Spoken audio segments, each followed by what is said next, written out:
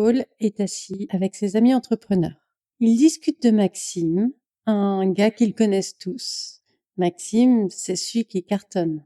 Une promotion, un gros contrat, tout le monde le félicite. Mais dès qu'il a le dos tourné, les langues se délient. Franchement, il a pris la grosse tête. Il est insupportable maintenant. Il parle que de son chiffre d'affaires. Paul écoute tout ça sans rien dire. Il se demande si eux aussi, un jour, parleront comme ça de lui. Et plus il y pense, plus un truc s'installe. Une espèce de malaise. Est-ce que réussir, c'est forcément devenir comme ça? Est-ce que ça vaut le coup? Quelques jours plus tard, une opportunité de dingue se présente.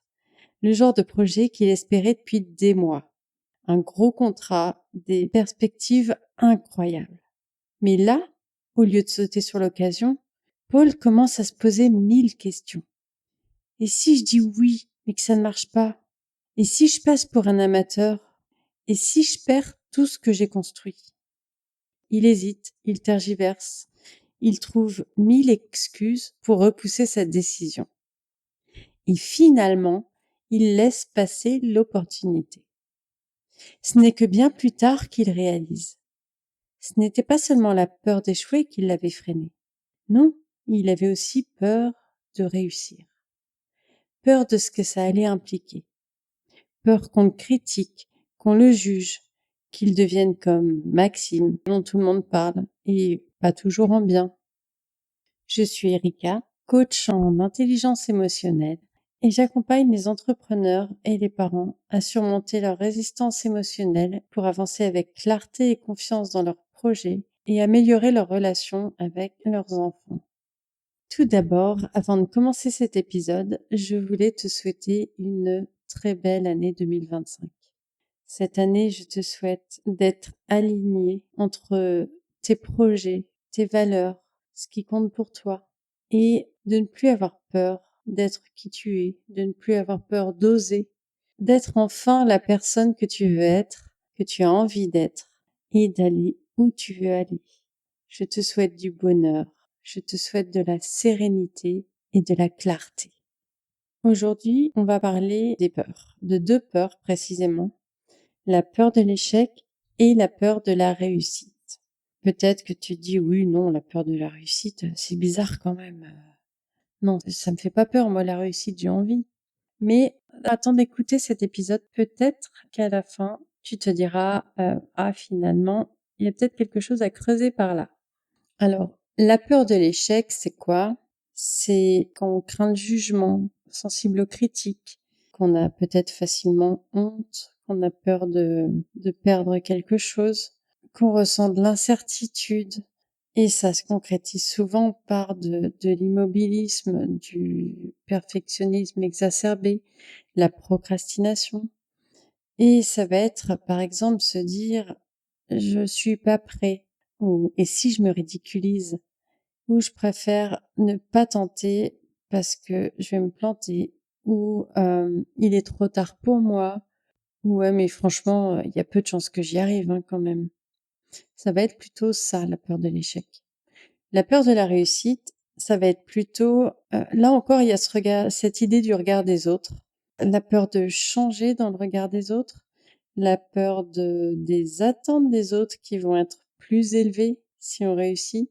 Il va y avoir aussi peut-être la peur d'être isolé, la peur d'être jalousé, la peur des responsabilités que ça implique aussi, la réussite, des changements, de la surcharge mentale et aussi de la pression que peut engendrer la réussite. Ça va être par exemple des phrases si je réussis, je serai plus moi-même. Si je réussis, je vais devenir comme un tel. Ou on va penser que je suis devenu prétentieux. Ou j'ai peur d'être submergée par toutes les responsabilités, par les attentes des autres, par ce qu'on va me demander, par la charge de travail, par l'énergie que ça va me demander. Donc je sais pas si ça te parle. Peut-être qu'une des deux te parle, peut-être même les deux. Et si c'est le cas, reste là, on va en parler. D'où viennent ces peurs? Ces peurs, elles peuvent venir de croyances qui ont été inculqués dans notre enfance ou qu'on a bâtis au fur et à mesure de nos expériences. Ça va être quand on a été habitué à fonctionner au mérite, je mérite ou je ne mérite pas. L'éducation, bien évidemment, les normes, les valeurs dans lesquelles on a pu être élevé. Il peut y avoir aussi un sentiment de loyauté familiale, dans le sens où mon père a toujours bossé dur pour gagner pas grand-chose. Inconsciemment, on peut se dire, si moi je gagne de l'argent facilement, je vais le trahir. Ou alors à l'inverse, si je gagne de l'argent, si je réussis, réussir, on est d'accord que la notion de réussite est propre à chacun. Mais là, je parle d'entreprise, donc si on réussit une entreprise, c'est forcément que, en tout cas, qu'on a un bon chiffre d'affaires. Donc ça va être, si je réussis, je vais devenir différent de ma famille qui n'a pas beaucoup d'argent et je vais peut-être être rejeté ou être incompris. Il y a aussi le sentiment d'imposture qui joue beaucoup dans nos peurs. Le fait de se comparer aux autres. Mais lui, il a réussi beaucoup plus vite, je vais pas y arriver. Ou de se dire des phrases toutes faites qu'on entend comme pour réussir, faut écraser les autres, les échecs, ça se paye cher. Pour réussir, il faut bosser dur. Ou quand on gagne de l'argent, on devient mauvais, on devient égocentrique, on n'a plus les pieds sur terre. Toutes ces phrases-là qu'on peut se dire parce qu'on les entend, on les répète, etc. Ça peut inconsciemment nous créer une peur de la réussite et nous empêcher forcément de réussir. Il y a aussi tous ces stéréotypes. Le fait d'être un requin, le fait d'être arrogant, le fait d'être superficiel, égoïste, l'individualisme aussi, le fait de pas être authentique. Tout ça, c'est des choses qu'on dit souvent de gens qui ont de l'argent et qui donc forcément, on associe ces mots à la réussite. Et donc forcément, on n'a pas envie d'être comme ça. Donc on se dit, si je gagne de l'argent, je deviendrai comme ça. Il y a aussi, on va dire, la mémoire émotionnelle. Tous nos traumas, toutes nos peurs, les moqueries qu'on a vécues enfant, les échecs publics peut-être, des blessures, le sentiment de rejet, tout ça, ça peut aussi créer une peur de l'échec, de se dire j'ai déjà morflé gamin, j'ai pas envie de remorfler encore maintenant, par exemple. Et tout ça ça va se manifester dans la vie d'entrepreneur. Ça va se manifester par de la procrastination. On va retarder les choses, on va les éviter, on va trouver des excuses. On va éviter de faire des choix. Oui, parce que si je fais un choix, oui, faire un choix, c'est dire oui à quelque chose, mais dire non à autre chose, forcément. Donc, on va éviter ces choix. On va être hyper perfectionniste, mais au point de jamais se lancer parce que non, il y a encore des trucs à modifier, non, c'est pas parfait. Ah, finalement, je vais refaire toutes les vidéos, je vais refaire tout le design. Enfin, voilà. Tu vois un peu l'idée.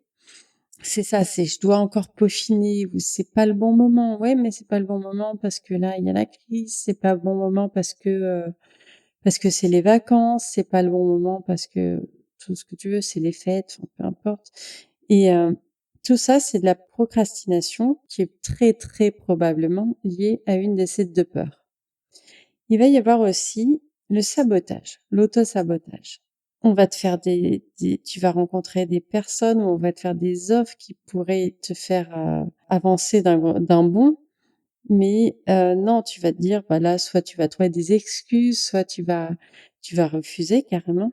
Tu vas hésiter, tu vas fuir, tu vas créer inconsciemment des échecs répétitifs. Tu vas faire un blocage, tu vas te sentir inconfortable. Et ça va être, par exemple, ce projet-là, en fait, il est peut-être un peu trop gros pour moi, ou je suis pas sûre d'y arriver. Donc, tu vas t'auto-saboter. Après, ça va être des choses peut-être plus internes, des tensions que tu vas ressentir. Tu vas te dire, j'ai envie d'avancer, mais il y a quelque chose qui me bloque, je sais pas, il y a quelque chose qui me retient. En fait, une sorte de conflit ou de dualité à l'intérieur de toi qui est là, qui fait que c'est comme si t'avançais, t'étais attaché par des élastiques et que dès que tu forces un peu, tu recules, tu repars en arrière. Et pour dépasser ces peurs, parce que je pense que si tu te reconnais dans une ou l'autre de ces peurs, tu sais peut-être pas comment les dépasser, comment aller au-delà de ces peurs. Et donc, on va voir ensemble comment faire. Alors, évidemment, la première étape, c'est d'identifier les croyances que tu peux avoir. Ça passe par de l'introspection, des questionnements. Tu peux le faire peut-être par du journaling, de l'analyse des schémas répétitifs, de la remise en question, ça c'est indispensable.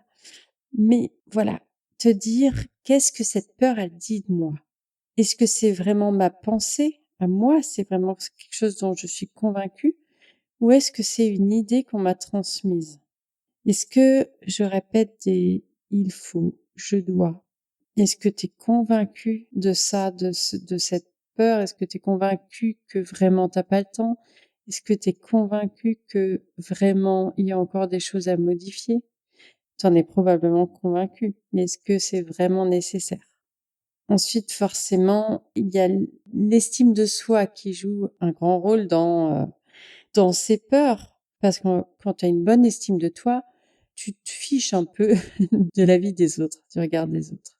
Pas de la vie, je dirais, parce que il y a toujours des bons avis à prendre dans ce que quelqu'un nous dit, il y a toujours des choses à en tirer, mais plutôt, ouais, du jugement, du regard des autres. Quand tu as une bonne estime de soi, tu as confiance. T'as pas besoin de validation. T'as pas besoin de reconnaissance. Je dis pas que ça fait pas plaisir, évidemment, mais c'est pas un besoin. T'as pas besoin que les autres t'acceptent parce que toi, tu t'acceptes toi-même.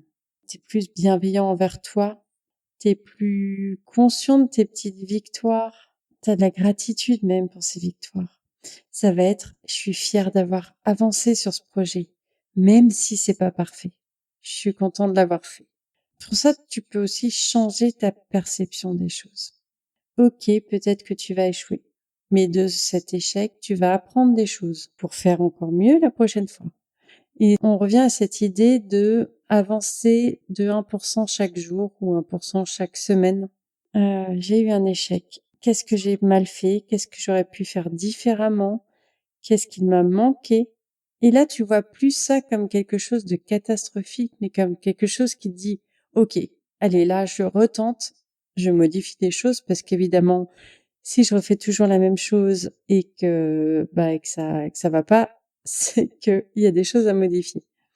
Donc, quand tu as un échec, tu te dis, OK, là, je vais faire mieux. Tu apprends des choses. Tu vas peut-être plus saisir des opportunités. Tu vas être plus résilient. Tu vas peut-être aussi redéfinir ton projet, redéfinir ton objectif, redéfinir ta vision. Et si tu as peur de la réussite, j'ai envie de te dire, dis-toi que la réussite, c'est jamais, très rarement, instantané.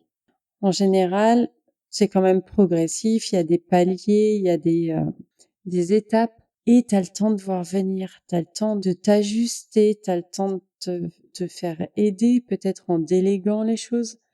C'est pas du jour au lendemain. Donc n'aie pas peur de ça parce que dans la majorité des cas, tu auras le temps de t'adapter au fur et à mesure. Par contre, je dis pas, faudra être réactif, mais tu auras le temps de t'adapter. Et aussi une autre chose que je voulais te dire, c'est que l'argent que tu vas gagner ne va pas te changer.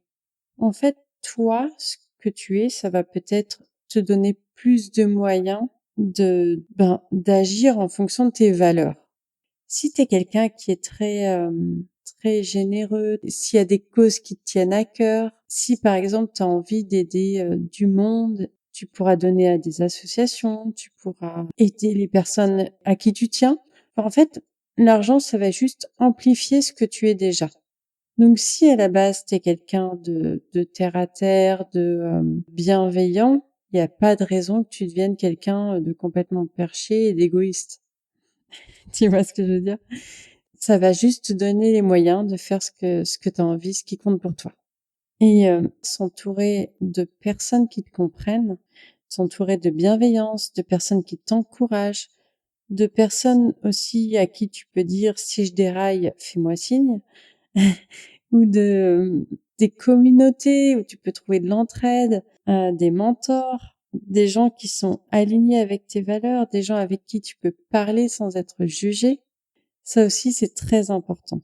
Que ça soit par rapport à ta peur de l'échec ou à la peur de la réussite, parce que dans tous les cas, tu seras épaulé, tu pourras parler à des gens qui te comprennent.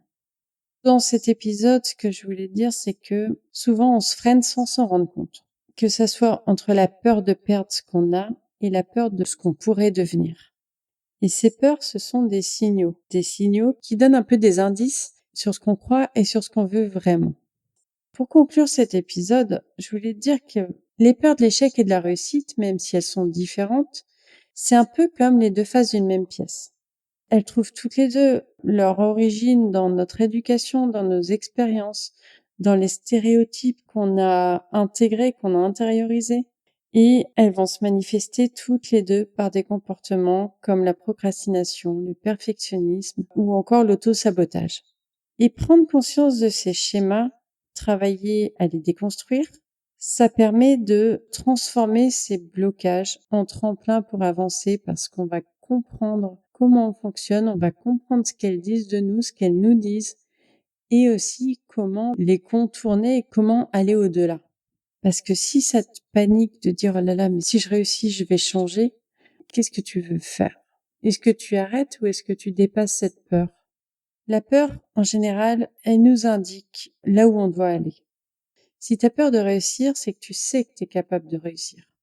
Ça serait quand même dommage de t'empêcher de vivre ton rêve pour une peur qui n'est probablement pas fondée. Est-ce que tu as vraiment cette impression que si tu réussis, tu vas changer ou pas? Si oui, il faudrait peut-être en parler à quelqu'un parce que là, ça demande de creuser plus personnellement et je peux pas le faire dans un podcast. Mais si tu as vraiment peur de réussir, c'est que tu sais que c'est possible. Après, à toi de faire les choix à toi de faire les choix. Et si tu as peur d'échouer, là encore, c'est la même chose. Ça se travaille, c'est quelque chose de fréquent, de très fréquent. Et c'est bien évidemment possible de dépasser ses peurs. Pour terminer cet épisode, je voulais juste que tu repartes avec cette question. Ce que tu repousses en ce moment, ce que tu évites, ce que tu sabotes, est-ce que c'est par peur d'échouer ou est-ce que c'est par peur de réussir? Si tu sens une peur, note-la, questionne-la et fais un premier petit pas pour lui faire face. Si tu veux, on en parle ensemble, bien évidemment. Et sinon, je te souhaite une très belle année encore une fois, une très bonne semaine et je te souhaite de faire ce premier petit pas. Je te dis à la semaine prochaine et je t'embrasse.